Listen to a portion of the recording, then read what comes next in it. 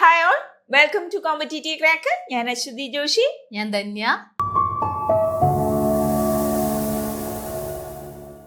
നമ്മുടെ set exam ഒക്കെ കഴിഞ്ഞു അല്ലേ മിസ്? കുറേ അധികം കുട്ടികള് ഒരുപാട് പ്രതീക്ഷയോടെ ഇരിക്കുന്നവരുമുണ്ട്.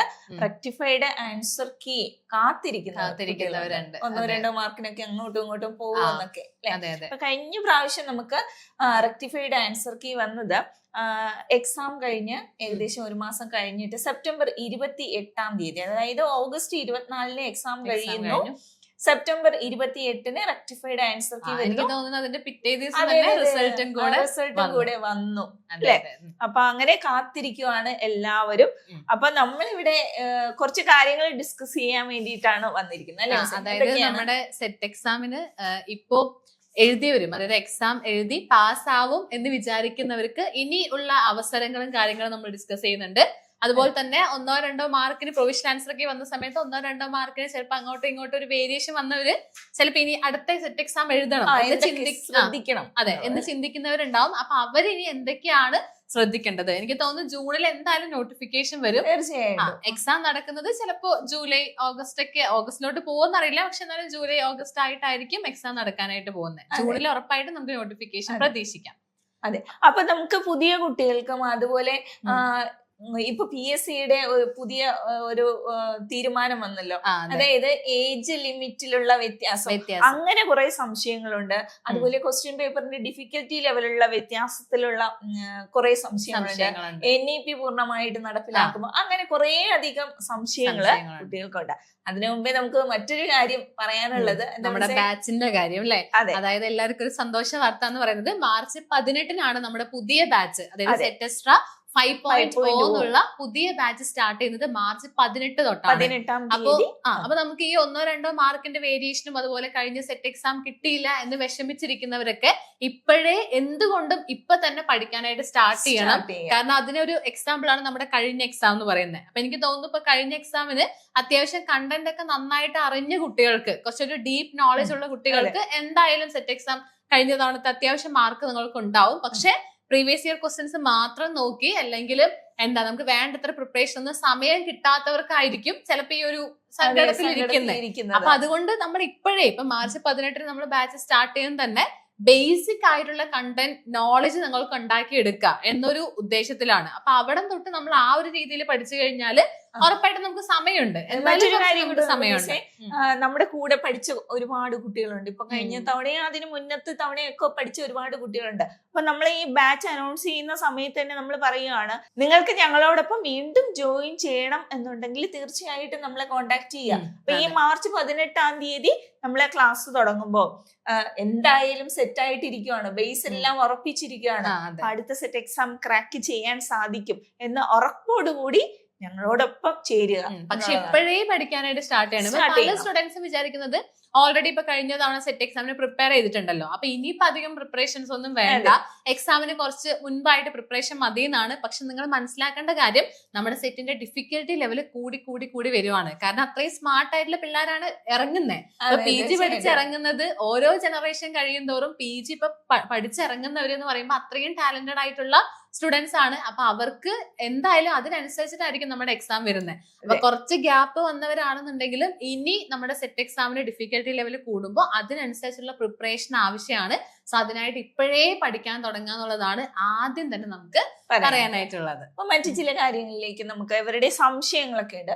ഇപ്പൊ ഇവര് ചോദിക്കുന്നുണ്ട്, പല ടീച്ചേഴ്സും ചോദിക്കുന്നുണ്ട്, മറ്റ് PSCയുടെ കോഴ്സുകളെ പോലെ തന്നെ PSC ഇപ്പൊ തീരുമാനം എടുത്തിരിക്കുന്നത് പോലെ ടീച്ചേഴ്സിനും ഈ ഏജ് ലിമിറ്റ് വർദ്ധിപ്പിച്ചിട്ടുണ്ടോ എന്നുള്ളതാണ് ഇപ്പൊ കുട്ടികൾ ചോദിക്കുന്ന ഒരു സംശയം. എന്താണ് പറയാനുള്ളത്? അത് എന്ന് പറയുമ്പോ നമുക്ക് ഇപ്പൊ കുറെ വാർത്തകളായിട്ട്, എനിക്ക് തോന്നുന്നു തൊഴിൽ വാർത്തയിലാണോ എന്ന് ഞാൻ ഓർക്കുന്നില്ല, പക്ഷെ 40 വയസ്സിൽ നിന്നും 44 വയസ്സാക്കി എന്നൊരു രീതിയിൽ പറഞ്ഞിട്ടുണ്ട്. പക്ഷെ ഒഫീഷ്യലി വന്നിട്ടില്ല. പക്ഷെ മാറ്റാൻ ചാൻസ് ഉണ്ട്. കാരണം ബാക്കി എല്ലാ കാറ്റഗറിയിലും ആക്കി എന്ന് പറയുമ്പോൾ ടീച്ചിങ്ങിലും എന്തായാലും നമുക്ക് ഏജ് കുറച്ചുകൂടെ കൂട്ടാനായിട്ട് 44 വയസ്സെന്നാണ് നമ്മൾ കണ്ടിരിക്കുന്നത്. അടുത്തൊരു നോട്ടിഫിക്കേഷൻ വരുവാണെങ്കിൽ നമുക്ക് അതിന്റെ ക്ലാരിഫിക്കേഷൻ കൃത്യമായിട്ട് കിട്ടും ഏതെങ്കിലും നോട്ടിഫിക്കേഷൻ വരുന്ന സമയത്ത്. എനിക്ക് തോന്നുന്നു ഇപ്പൊ നമ്മുടെ HSST എക്സാമിന്റെ ഇനിയിപ്പോ എന്തായാലും മെയില് എക്സാം നടക്കാനായിട്ട് പോവാണ്. അപ്പൊ ഇനി അടുത്ത HSST അതാണ് മറ്റൊരു സംശയം എന്ന് പറയുന്നത്. പല കുട്ടികളുടെയും ഒരു സംശയമാണ്, അതായത് ഏജ് ഓവർ ആയി എന്ന് കരുതിയിരിക്കുന്ന കുറച്ച് ടീച്ചേഴ്സ് ഉണ്ട്. അപ്പൊ അവര് വിചാരിക്കും ഇനി ഞാൻ സെറ്റ് എക്സാം പാസ്സായിട്ട് എന്തിനാ, എനിക്കൊരു എക്സാം എഴുതാൻ പറ്റില്ലല്ലോ. പക്ഷെ അവര് മറ്റു ഓപ്പർച്യൂണിറ്റികളെ കുറിച്ച് ആലോചിക്കുന്നില്ല. അതായത് ഒരു ഗവൺമെന്റ് ജോബിനെ മാത്രം മുന്നിൽ കണ്ടുകൊണ്ട് പോകുന്ന ചില ടീച്ചേഴ്സ് ഉണ്ട്. അവര് മനസ്സിലാക്കേണ്ട മറ്റൊരു കാര്യം, എയ്ഡഡ് മേഖല ഉണ്ട്, ഗവൺമെന്റ് ജോബ്സ് ഉണ്ട്, അതുപോലെ അൺഎയ്ഡഡ് മേഖല, അതുപോലെ തന്നെ മറ്റ് ഇൻസ്റ്റിറ്റ്യൂഷൻസ്. എവിടെ പോയി കഴിഞ്ഞാലും അവിടെ ഓപ്പർച്യൂണിറ്റീസ് ഉണ്ട് ആക്ച്വലി. അതെ, ഉണ്ട്. ഇപ്പൊ നമ്മുടെ ഇവിടത്തെ കാര്യം പറയുകയാണെങ്കിൽ ഇപ്പൊ നമ്മളെല്ലാവരും പഠിപ്പിക്കുന്നത് സെറ്റ് കിട്ടിക്കൊണ്ടാണ് അല്ലെ. നമ്മൾ സെറ്റ് യോഗ്യത നമുക്ക് ഉള്ളത് കൊണ്ടാണ് നമ്മൾ ഈ ഒരു ഇൻസ്റ്റിറ്റ്യൂഷനിലേക്ക് എടുത്തത്. അതുപോലെ നമുക്ക് ഒരുപാട് അവസരങ്ങളുണ്ട്. ആക്ച്വലി നമുക്ക് അവിടുത്തെ സാലറി പാക്കേജ് അത്യാവശ്യം നല്ല സാലറി പാക്കേജ് ഉള്ള ഒരുപാട് അവസരങ്ങൾ നമുക്കുണ്ട്.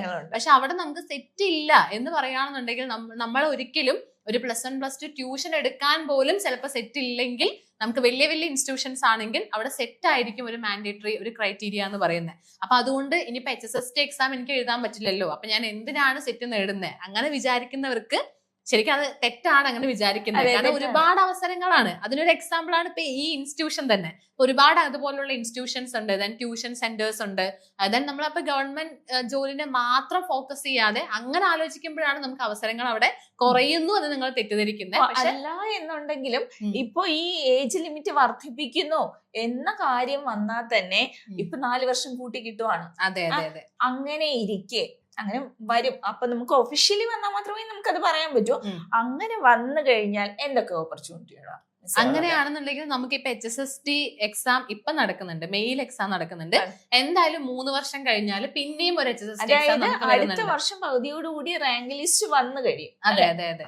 അപ്പൊ 3 വർഷത്തിൽ എന്തായാലും പിന്നെ നമുക്ക് ഒരു HSST എക്സാമും കൂടെ നമുക്ക് പ്രതീക്ഷിക്കാം. അപ്പൊ ഈ 4 വർഷം കൂട്ടുന്ന സമയത്ത്, അതായത് 40 നിന്ന് 44 വയസ്സാവുകയാണെന്നുണ്ടെങ്കിൽ അവർക്കും കൂടെ ഒരു അവസരമാണ് ആക്ച്വലി ഒരു അടുത്ത HSST എക്സാം എന്ന് പറയുന്നത്. ഉറപ്പായിട്ടും തീർച്ചയായിട്ടും. പിന്നെ മറ്റൊരു സംശയം എന്ന് പറഞ്ഞ മിസ്സേ, നമ്മളിപ്പോ പറയുന്നുണ്ട് NEP പൂർണ്ണമായിട്ട് നടപ്പിലാക്കി കഴിഞ്ഞാൽ, അല്ലെങ്കിൽ ഖാദർ കമ്മിറ്റി റിപ്പോർട്ട് പൂർണ്ണമായിട്ടും നടപ്പിലാക്കി കഴിഞ്ഞാൽ അവിടെ എന്തൊക്കെ അവസരങ്ങളാണ് ഇവർക്ക് വരിക എന്നുള്ളത്.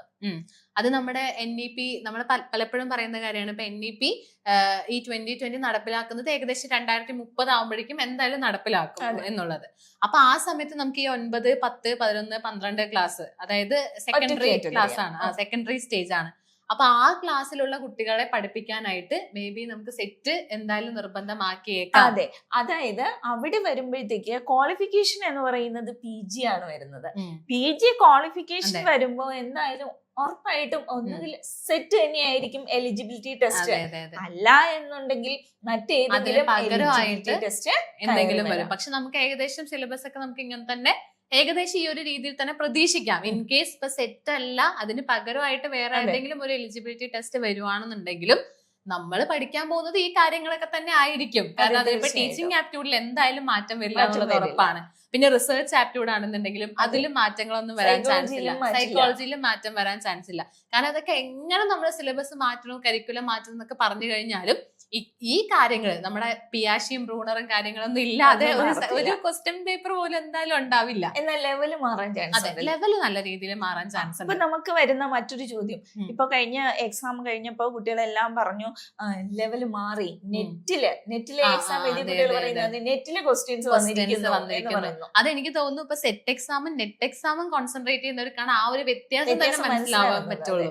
ബാക്കിയുള്ളവർക്ക് ആ ലെവല് കൂടി എന്നുള്ളൊരു കാര്യം മാത്രമേ അറിയുള്ളൂ, അല്ലേ മിസ്സേ?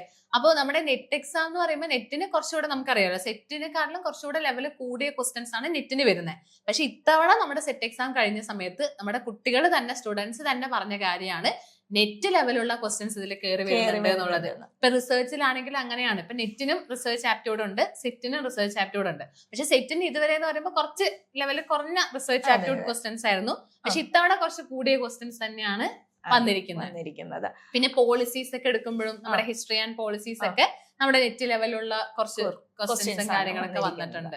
അപ്പൊ ഇതിൽ നിന്ന് മനസ്സിലാക്കേണ്ടത് ഓരോ പ്രാവശ്യവും ഡിഫിക്കൽട്ടി ലെവൽ കൂടി വരികയാണ്. അപ്പൊ അത്രയും മികച്ച അധ്യാപകരെ തിരഞ്ഞെടുക്കുന്നതിന് വേണ്ടിയിട്ടുള്ള അതെ അതെ, കാരണം നമ്മുടെ NEP 2020 എന്ന് പറയുമ്പോൾ തന്നെ ടീച്ചേഴ്സിന്റെ ക്വാളിറ്റി ഇംപ്രൂവ് ചെയ്യാന്നുള്ളൊരു മെയിൻ ആയിട്ടുള്ള ഉദ്ദേശം പറഞ്ഞിട്ടുണ്ട് നിലവാരം കാത്തു സൂക്ഷിക്കുന്നതിന് വേണ്ടിയിട്ടെന്ന് എടുത്തു പറഞ്ഞു. ടീച്ചേഴ്സിന്റെ ക്വാളിറ്റി അളക്കാനുള്ള ഒരു കോമ്പറ്റേറ്റീവ് എക്സാം ആയിട്ട് സെറ്റ് മാറും.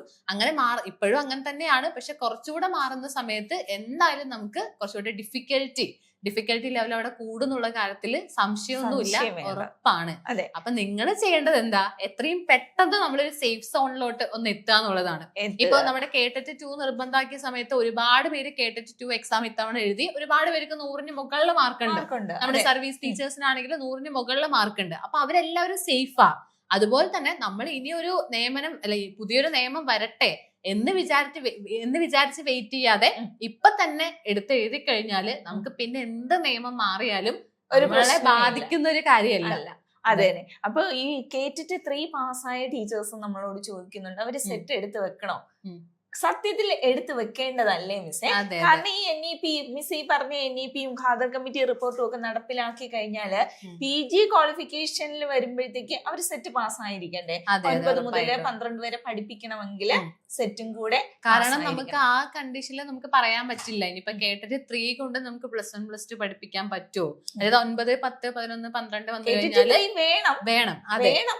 നമുക്ക് ടീച്ചേഴ്സിന് എടുക്കാൻ പറ്റുന്ന എലിജിബിലിറ്റി ടെസ്റ്റ് എല്ലാം നമ്മൾ എടുത്തു വെക്കുക എന്നുള്ളതാണ്. അതെ, നമുക്ക് ഇന്നത് വേണം എന്നുള്ളതല്ല. അതായത് ഇപ്പോ PG കഴിഞ്ഞൊരു സ്റ്റുഡന്റ് ആണെന്നുണ്ടെങ്കിൽ ഉറപ്പായിട്ടും PGയും BEdും കഴിഞ്ഞ സ്റ്റുഡന്റ് ആണെന്നുണ്ടെങ്കിൽ ഉറപ്പായിട്ടും അവരുടെ കയ്യിലെ സെറ്റ്, അതുപോലെ തന്നെ നമ്മുടെ കേട്ടറ്റ് 3, കേട്ടറ്റ് 2 ഈ കാര്യങ്ങളെല്ലാം എടുത്തു വെക്കണം. ഇൻക്ലൂഡിങ് നമ്മുടെ നെറ്റും കൂടെ. നെറ്റിനും ഒരുപാട് ഓപ്പർച്യൂണിറ്റീസ് ഉണ്ട്. അപ്പൊ അതുകൊണ്ട് തന്നെ നെറ്റും എഴുതി എടുക്കണം എന്നുള്ളതാണ്. നമുക്ക് എന്തൊക്കെ ക്വാളിഫിക്കേഷൻസ് ഉണ്ടോ ആ ക്വാളിഫിക്കേഷൻസ് വെച്ചുകൊണ്ട് നമ്മുടെ കോമ്പറ്റേറ്റീവ് എക്സാംസ് എല്ലാം എഴുതി എടുത്തു കഴിഞ്ഞാൽ നമ്മൾ ഇനി ഭാവിയിൽ എന്ത് നിയമം വന്നു കഴിഞ്ഞാലും നമ്മൾ അവിടെ സേഫ് ആണ്. ആൻഡ് നമുക്ക് ഒരുപാട് അവസരങ്ങളും ആണ്. അപ്പൊ എനിക്ക് തോന്നുന്നു ഇവിടെ അവസരങ്ങൾ മനസ്സിലാക്കാത്തത് കൊണ്ടുള്ള ബുദ്ധിമുട്ടും കൂടെ ഉണ്ട്. അതെ.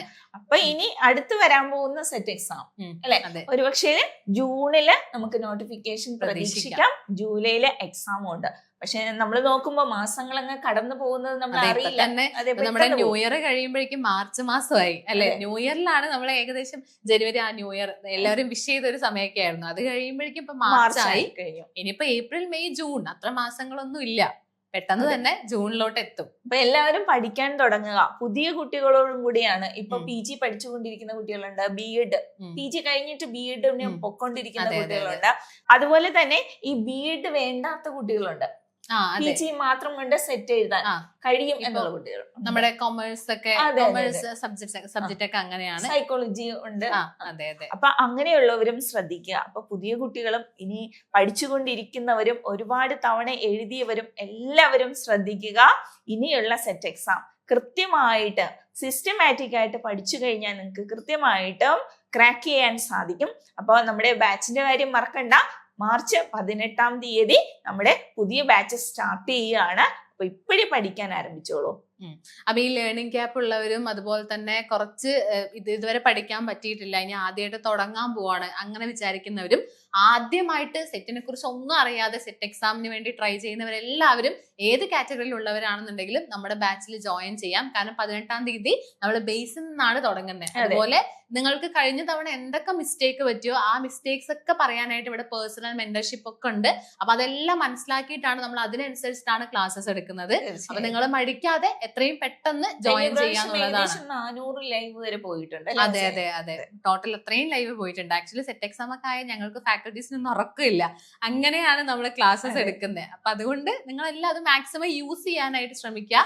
ആൻഡ് ഒരുപാട് സന്തോഷമുണ്ട്. കഴിഞ്ഞ തവണ സിസ്റ്റമാറ്റിക് ആയിട്ട് പഠിച്ച ഒത്തിരി സ്റ്റുഡൻസിന് എന്തായാലും അവർക്ക് റിസൾട്ട് ഉണ്ടാവും എന്ന് പ്രതീക്ഷിച്ച ഒരുപാട് പേര് നമ്മളെ കോൺടാക്ട് ചെയ്തിട്ടുണ്ട് അല്ലെ. അപ്പൊ അവരുടെ അവസരങ്ങളൊക്കെ ഇനി മനസ്സിലാക്കുക, ഇനിയുള്ള അവസരങ്ങൾ മനസ്സിലാക്കുക. ആൻഡ് സെറ്റ് എക്സാമിന് ക്രാക്ക് ചെയ്യില്ല കുറച്ച് വിഷമങ്ങൾ ഉള്ളവര് ഈ ബാച്ചിൽ ഉറപ്പായിട്ടും ജോയിൻ ചെയ്യാം. നിങ്ങൾക്ക് എന്തെങ്കിലും കൂടുതലായിട്ട് അറിയണമെന്നുണ്ടെങ്കിൽ ഇവിടെ കാണുന്ന നമ്പറിൽ നിങ്ങൾക്ക് കോൺടാക്ട് ചെയ്യാം. എന്തെങ്കിലും സംശയങ്ങൾ ഉണ്ടെങ്കിൽ നിങ്ങൾക്ക് താഴെ കമന്റ് ചെയ്യാവുന്നതാണ്. പിന്നെ ചില കുട്ടികൾ ചോദിക്കുന്നുണ്ട് ഫ്രീ ആയിട്ട് പഠിക്കാൻ കഴിയുമോ, ഫ്രീ ഗ്രൂപ്പ്സ് ഉണ്ടോ? അപ്പൊ ഫ്രീ ഗ്രൂപ്പ്സ് ഞങ്ങൾ താഴെ ലിങ്ക് കൊടുത്തേക്കാം, അതിൽ ജോയിൻ ചെയ്യുക. ഓക്കെ, അപ്പൊ അത്രയൊക്കെ ഉള്ളൂ. അപ്പൊ താങ്ക് യു സോ മച്ച്. എല്ലാവർക്കും നല്ലൊരു ഡിസിഷൻ ഒക്കെ എടുക്കാൻ സാധിക്കട്ടെ എന്ന് ആശംസിക്കുകയാണ്. Thank you.